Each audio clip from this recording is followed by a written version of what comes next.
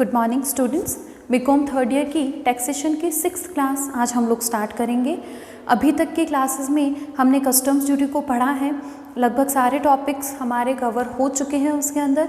अब इस चैप्टर के जो कुछ क्वेश्चंस हैं उनको हम सॉल्व करेंगे। 4 क्वेश्चन तक हम लोग पिछली क्लास में सॉल्व कर चुके हैं। आगे के क्वेश्चंस अब हम लोग देखेंगे। क्वेश्चन नंबर 5 आप लोगों का होमवर्क रहेगा। क्वेश्चन नंबर 6 से हम लोग आगे आज कंटिन्यू करेंगे। क्वेश्चन नंबर 6 मैंने बोर्ड पर लिखा हुआ है, एक बार पढ़ते हैं इस क्वेश्चन को। CIF दे रखा है, CIF value is equals to 80,000 Franks.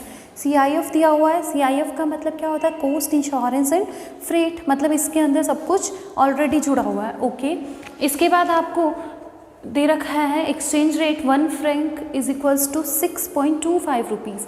1 franc में 6.25 रुपये। ओके, एक्सचेंज रेट हम लोग कहाँ करते हैं? अब CIF को जब आप रुपीज़ में कन्वर्ट करोगे तो वहाँ एक्सचेंज रेट की ज़रूरत होती है, तो वो एक्सचेंज रेट आपको गिवन है एयर फ्रेट 8000 फ्रैंक। क्वेश्चन में क्या दिया हुआ है? Air freight. और एयर फ्रेट के बारे में हमने एक प्रोविज़न पढ़ा था कि एयर फ्रेट कभी भी 20% ऑफ FOB प्राइस से ज़्यादा नहीं हो सकता है। ठीक है, इंश्योरेंस दे रखा है 1200 Franks. Basic customs duty 10%, IGST under section 3 sub section 7 ये है आपकी 15%। ओके, सबसे पहले एक और चीज़ ध्यान में रखिएगा कि आपको क्वेश्चन में डायरेक्टली CIF गिवन है, तो इसका ये मतलब नहीं है कि हम डायरेक्ट क्वेश्चन को, मतलब डायरेक्ट जो CIF है उसको रुपीज़ में कन्वर्ट करके एसेसिबल वैल्यू निकाल ले। कभी कभी क्या होता है कि फ्रेट ज़्यादा जुड़ा हुआ हो सकता है 20% ऑफ FOB से, तो हमें एक बार चेक करना पड़ेगा कि ये CIF जो है इसमें कहीं फ्रेट 20% ऑफ FOB से ज़्यादा तो जुड़ा हुआ नहीं है। तो ऐसे केस में सबसे पहले हम लोग एसेसिबल वैल्यू फाइंड आउट करते हैं ना। एसेसिबल वैल्यू, यहाँ देखो CIF आपको कितना गिवन है? 80,000 फ्रैंक्स CIF गिवन है क्वेश्चन के अंदर। हमें क्या करना है? FOB पर पहुंचना है, ताकि हम लोग ये चेक कर सके कि जो फ्रेट है ना ये 20% ऑफ FOB से ज़्यादा तो आपने कहीं ऐड नहीं कर रखा है। तो अब हम क्या करेंगे? CIF वैल्यू निकालने के लिए हम क्या करते हैं? FOB में इंश्योरेंस और फ्रेट को ऐड करते हैं। तो जब आपको CIF से FOB पर जाना है देन आप क्या करेंगे? लेस करेंगे इंश्योरेंस और लेस करेंगे फ्रेट। इंश्योरेंस आपको दे रखा है 1200 फ्रैंक्स और ये 8000। समझ में आ रही है चीज़? हमें क्या करना है? FOB प्राइस कैलकुलेट करनी है, देन हमारे पास FOB यहाँ पर आ जाएगा। सेकंड चीज़, ये आप लोग बोर्ड मतलब अपने सोल्यूशन के अंदर नहीं करना चाहे तो आप एक बार नोट बनाकर ज़रूर कर लीजिएगा। उसे एक छोटे से नोट के रूप में लिख दीजिएगा कि CIF और FOB का मतलब FOB और फ्रेट के अंदर क्या रहा है, क्या ये 20% से ज़्यादा है या कम है। तो अभी मैं आप लोगों को प्रॉपर इसके अंदर करके दिखा रही हूँ। 80,000 माइनस 1200 माइनस 8000 ये हमारे आते हैं 70,800 फ्रैंक्स। अब इसमें हम वापस से क्या करेंगे? फ्रेट इंश्योरेंस को ऐड करेंगे, फ्रेट ऐड करेंगे, इंश्योरेंस ऐड करेंगे। अब यहाँ ध्यान ये रखना है कि फ्रेट 20% ऑफ FOB और एक्चुअल विचएवर इज लेस, इन दोनों में से जो भी कम हो उसको हम लिखते हैं। तो 70,800 का 20% फ्रेट आता है 14,160 रुपये। आपने कितना फ्रेट चार्ज किया? 8,000 का ही चार्ज किया है, जबकि 14,160 तक किया जा सकता है। दैट मीन्स आपने जो कर रखा है वो बिल्कुल ओके, हमें कहीं कोई चेंज करने की वापस ज़रूरत नहीं है। आपका CIF जो आपने निकाला हुआ ना 80,000 फ्रैंक्स, ये 100% ओके। अब इस CIF को हम क्या करेंगे? इंडियन रुपीज़ में बदल देंगे। इन रुपीज़ कैसे? तो 80,000 फ्रैंक्स आपकी है, 1 फ्रैंक की रेट आपको दे रखी है 6.25। तो हम लोग कर देंगे इसको सॉल्व। 80,000 को मल्टीप्लाई कर देंगे 6.25 से, यह आपके पास आ जाएगी रुपीज़ 5 लाख। ये आपकी असेसिबल वैल्यू या आपकी CIF वैल्यू दोनों। ओके, अब क्या करना है? हमें कस्टम्स ड्यूटी फाइंड आउट करनी है। तो कर सकते हैं हम लोग, बहुत इजी। बेसिक कस्टम्स ड्यूटी दे रखा है और एक सेकेंड आपका IGST दे रखा है। तो स्टेटमेंट बनाते हैं कस्टम्स ड्यूटी कैलकुलेट करने के लिए।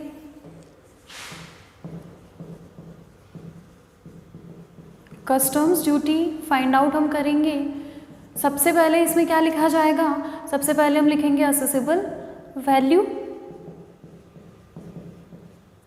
कितनी है हमारी असेसेबल वैल्यू, तो वो आई है हमारे पास 5 लाख रुपए।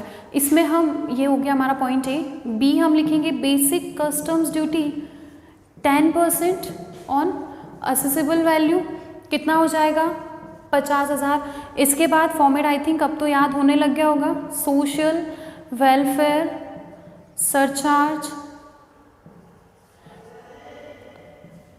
ऑन 50,000 किस रेट पर लगेगा 10%, क्योंकि इसकी कोई अलग से रेट हमें क्वेश्चन में गिवन नहीं है। देन हम एक फाइंड आउट करेंगे value for calculation of IGST। इसमें क्या क्या ऐड हो जाएंगे, then A plus B plus C, तीनों चीज़ें assessable value, basic customs duty and social welfare surcharge, इन तीनों की टोटल पर क्या चार्ज होगा आपका IGST। अब इसके बाद नेक्स्ट स्टेप पे हम क्या करेंगे, IGST चार्ज करेंगे। रेट कितनी दे रखी है IGST की हमें 15%। देन यहाँ लिखेंगे IGST under section 3 subsection 7 15% on ₹5,55,000। तो 5,55,000 पर हम क्या कर लेंगे 15% की रेट से IGST चार्ज करेंगे और ये होगा 83,250। इसके बाद नेक्स्ट स्टेप पे हमें निकालनी होती है टोटल कस्टम्स ड्यूटी। तो हमने कस्टम्स ड्यूटी के लिए क्या क्या पे किया, हमने बेसिक कस्टम्स ड्यूटी पे की, हमने सोशल वेलफेयर सरचार्ज पे किया और लास्ट हमने IGST पे किया। तो इन तीनों की हम क्या कर लेंगे, टोटल कर लेंगे। ये हमारे पास आ जाएगी टोटल कस्टम्स ड्यूटी 138,250। ये हमारा आंसर। समझ में आ गई चीज़, तो ये हमारा क्वेश्चन सॉल्व हो गया। इस तरीके से आपको करना है। तो इस चैप्टर के सारे क्वेश्चंस लगभग इसी तरीके के, बहुत इजी है। कुछ क्वेश्चंस के अंदर कुछ पॉइंट्स है, तो वो क्वेश्चन ही मैं आप लोगों को सॉल्व करवाऊंगी। बाकी सारे क्वेश्चंस आप लोग खुद ट्राई करेंगे अपनी बुक में से। बुक है सबके पास कस्टम्स ड्यूटी की, PC पब्लिकेशंस की जो बुक आती है वही बुक आपको लेनी है। उसी बुक से मैं भी क्वेश्चन सॉल्व करवा रही हूँ। Question number 6 complete. Question number 5 मैंने पहले ही बोला है होमवर्क देना है। वहाँ भी यही वाला प्रोविज़न है कि आपको CIF दिया हुआ है और फ्रेट अलग दे रखा है और वो एयर फ्रेट है और इंश्योरेंस दे रखा है। तो आपको चेक करना है पहले तो कि कहीं जो फ्रेट ऐड हो रखा है वो मोर देन 20% तो नहीं है ना। अगर वो मोर देन 20% है तो इस केस में आपको क्या करना पड़ेगा, नया CIF निकालना पड़ेगा। तो वो आप लोगों से हो जाएगा आराम से। तो ये हमारा क्वेश्चन नंबर 6 कंप्लीट हो जाता है। इसके बाद क्वेश्चन नंबर 7, ये भी मैंने बोर्ड पे लिखा हुआ है, देखो क्या दे रखा है आपको। FOB गिवन है क्वेश्चन के अंदर $25,000। FOB कितना गिवन है क्वेश्चन में, $25,000। उसके बाद पेकिंग के चार्जेस दे रखे हैं $600। हमें पता है पेकिंग हमेशा ऐड होता ही है, असेसेबल वैल्यू के लिए ऐड कर देंगे। Cost of containers $2,000। यहाँ कंटेनर के साथ नहीं लिखा हुआ है कि रिटर्नेबल है या फिर नहीं है, तो ऐसे केस में हम इनको रिटर्नेबल मानेंगे और इनकी कॉस्ट को कभी भी ऐड नहीं करेंगे। करना क्या है, क्वेश्चन के एंड में एक नोट डालना है कि इन एब्सेंस ऑफ इंफॉर्मेशन हमने क्या मान लिया है कि कंटेनर जो है वो रिटर्नेबल है। इंश्योरेंस ऐड होगा, फ्रेट ऐड होगा। ये एयर फ्रेट नहीं है तो कोई दिक्कत नहीं है, जो दे रखा है उसी को ऐड करेंगे। कमीशन ऑफ एजेंट ये $500 का ऐड होगा। यहाँ क्वेश्चन में इस कमीशन के लिए जो लैंग्वेज लिख रखी है ना वो ये है कि आयातकर्ता ने एक दलाल को $500 कमीशन के दिए जिसने सौदे की व्यवस्था की थी। Importer had paid commission of $500 to the broker who arranged the transaction। ये परचेज कमीशन नहीं है, ये परचेज कमीशन होता तो उसकी डिटेल आपको कुछ ना कुछ हिंट आपको दिया हुआ होता कि ये वाला जो कमीशन है ये परचेज कमीशन है। तो यहाँ हमें ऐसी कोई इन्फॉर्मेशन है नहीं, क्योंकि परचेज कमीशन क्या होता है, इम्पोर्टर खुद के एजेंट को अगर कमीशन देता है और वो भी कौन सा एजेंट, जो कि विदेश में रह रहा हो, उस एजेंट को अगर इम्पोर्टर कमीशन देता है तो ऐसे केस में क्या होता है, वो परचेज कमीशन होता है, उसको हम ऐड नहीं करते। लेकिन यहाँ ऐसी कोई इन्फॉर्मेशन है नहीं, तो ये परचेज कमीशन नहीं है, नॉर्मल कमीशन है, इसको भी ऐड किया जाएगा और हमारे पास क्या आ जाएगी, असेसेबल वैल्यू की कैलकुलेशन हो जाएगी। उसके बाद हमें बेसिक कस्टम्स ड्यूटी की रेट दे रखी है, IGST की रेट दे रखी है, हम क्वेश्चन को आराम से सॉल्व कर सकते हैं। तो आगे के क्वेश्चन जो है वो भी मैं आप लोगों के साथ डिस्कस करूंगी। जिस क्वेश्चन में कुछ करवाने जैसा होगा, कुछ अलग पॉइंट होगा, वो ही क्वेश्चंस मैं आप लोगों को सॉल्व करवाऊंगी। बाकी क्वेश्चंस आप लोग खुद सॉल्व करेंगे। कहीं कोई प्रॉब्लम आती है तो आप मुझे कांटेक्ट कर सकते हो। तो ये क्वेश्चन नंबर 7, ये भी आप लोगों का होमवर्क रहेगा, आप लोगों को इसे सॉल्व करना है। बहुत सिंपल सा क्वेश्चन है। नेक्स्ट अब हम आ जाते हैं क्वेश्चन नंबर 8 पर। तो आप अपनी अपनी बुक्स में देखिए, क्वेश्चन नंबर 8 हमें दे रखा है, निम्नलिखित आंकड़ों से देय सीमा शुल्क की गणना कीजिए। हमें कस्टम्स ड्यूटी पेबल की कैलकुलेशन करनी है। सबसे पहले दे रखा है machinery imported from USA by air freight होगा यहाँ पे, तो हमें 20% वाले प्रोविज़न को याद में रखना है। मशीन आपने इंपोर्ट करी है फ्रॉम यूएसए, उसकी कॉस्ट आपको दे रखी है $12,000। ओके। एसेसरीज़, कुछ ऐसी एसेसरी है जो कि मशीन के साथ अनिवार्य रूप से कंपल्सरीली वो भी सप्लाई होती है मशीन के, वो है $4,000 की कॉस्ट की। ध्यान रखना है एक चीज़ मैं आप लोगों को बता दूं कि अगर कोई भी ऐसी सामग्री जो आपके द्वारा आयात की गई सामग्री के साथ कंपल्सरीली अनिवार्य रूप से साथ में जुड़कर ही आती है, तो ऐसे केस में उन गुड्स की कॉस्ट को भी उन्हीं की कॉस्ट, जैसे कि मान लो हमने क्या खरीदा, कोई मशीन खरीदी है, वो 2 पार्ट्स में आती है, ठीक है। हमने एक मशीन खरीदी है जिसके 2 पार्ट्स है, लेकिन अगर वो दोनों पार्ट साथ में ना हो तो वो मशीन काम ही नहीं करेगी। हमने मेन मशीन खरीदी और उसके साथ हमें कुछ दूसरी मशीन मिली है या छोटा उसका वो पार्ट मिला है, वो उसकी सहायक सामग्री है, वो उसकी एसेसरी है। जैसे मान लो हमने एक मिक्सर ही खरीदा है, ठीक है, हमने मिक्सर खरीदा है, तो जब तक आपके पास जार नहीं होगा, क्या उस मिक्सर की कोई इंपॉर्टेंस है? Then no. मिक्सर की कॉस्ट अलग, जार की कॉस्ट अलग। अगर इस तरीके से आपको बिल बना के दिया हुआ है या फिर ऐसी इन्फॉर्मेशन है, तो हम टोटल जार वाली कॉस्ट को भी तो मिक्सर की ही कॉस्ट मानते हैं ना।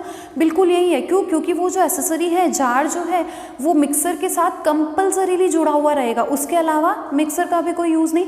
इसी तरह आपकी मशीन की भी कोई एक ऐसा एसेसरीज़ है, कुछ ऐसी एसेसरीज़ है जो कि मशीन के साथ अनिवार्य रूप से आपूर्ति की जाती है, तो उनकी जो कॉस्ट है ना, वो भी मशीन की कॉस्ट मानी जाएगी।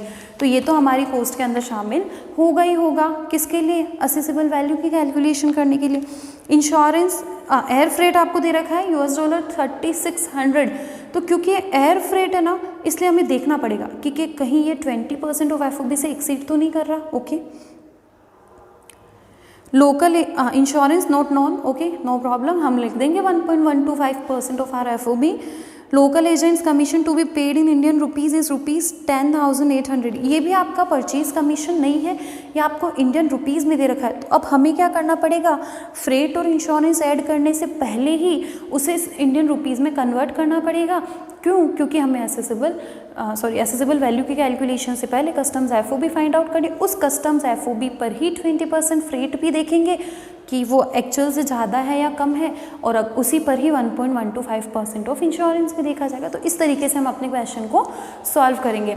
दूसरा ऑप्शन क्या है कि जो 10,800 रुपीज़ का कमीशन दे रखा है, उसको आप पहले क्या कर दो, डॉलर में कन्वर्ट कर दो, ताकि आप उसको ऊपर ऐड कर सकते हो। फिर फ्रेट इंश्योरेंस सब जोड़ने के बाद वापस उसको रुपीज़ में कन्वर्ट करते हैं ना। दोनों ऑप्शन हमारे पास है, रुपीज़ में कन्वर्ट तो करना ही है, चाहे पहले करो चाहे बाद में। तो हम क्या करेंगे, पहले ही कर देंगे, ताकि हमारे पास कस्टम्स FOB जो आएगी ना, वो भी रुपीज़ में ही आ जाएगी। There is no problem.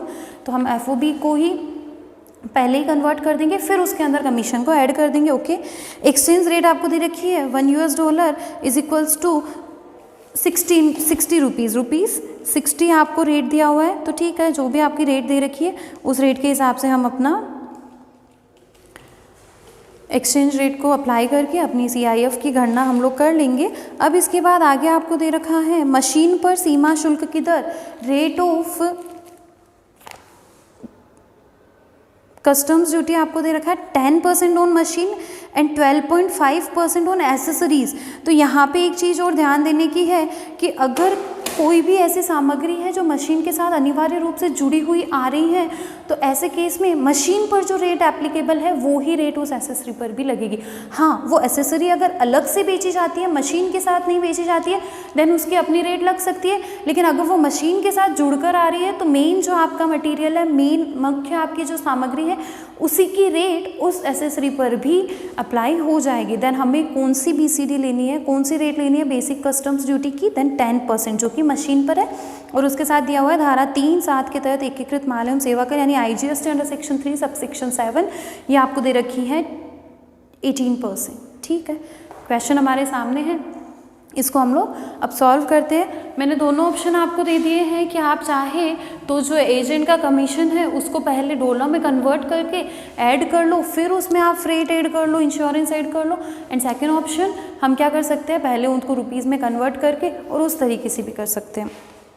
यहाँ पे क्या होता है कि आपको ये ध्यान रखना है कि जो हमारे कमीशन दे रखा है ना उसको आप एक्सचेंज रेट से एक बार डिवाइड करके देख लो। देखो हमें बोला है क्वेश्चन में $1 इज इक्वल्स टू ₹60। हमारे पास एक चीज़ है ₹1000। एक बार इसको डिवाइड करके देख लो। इसको अगर डॉलर में बदलना है तो डिवाइड करना पड़ेगा, क्योंकि हम डॉलर को रुपीज़ में बदलते हैं तो एक्सचेंज रेट से मल्टीप्लाई कर रहे हैं। तो जब आपको रुपीज़ को डॉलर में बदलना है देन एक्सचेंज रेट से डिवाइड करना पड़ेगा। तो डिवाइड करके देख लो, अगर ये बराबर डिवाइड हो रहा है, पॉइंट्स में कुछ नहीं आ रहा है तो आप पहले ही कन्वर्ट कर लो, और अगर पॉइंट्स में आंसर आते हैं तो फिर बाद में कन्वर्ट करना ज़्यादा बेनिफिशियल रहेगा हमारे लिए।